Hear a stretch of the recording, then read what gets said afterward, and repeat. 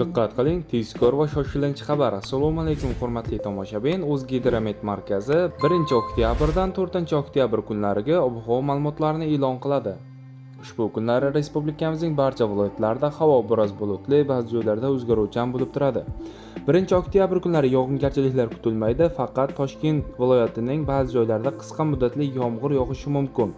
2-oktyabr kunlari ayrim joylarda qisqa muddatli yomg'ir yog'adi. 3 hamda 4-oktyabr kunlari esa yog'ingarchiliklar kutilmaydi. Shamol sharqdan sekundiga 7-12 metr tezlikda esadi. Ba'zi joylarda shamolning tezligi 13-18 metr sekundgacha ham kuchayishi mumkin. Haroratlar 1-oktyabr kuni kechasi 12-17 daraja iliq, kunduz kunlari 20-25 daraja atrofida bo'ladi.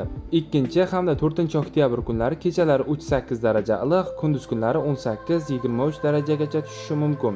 Sizlarga yetkazmoqchi bo'lgan xabarlarim shulardan iborat edi. E'tiboringiz uchun rahmat, sog' bo'ling, salomat bo'ling.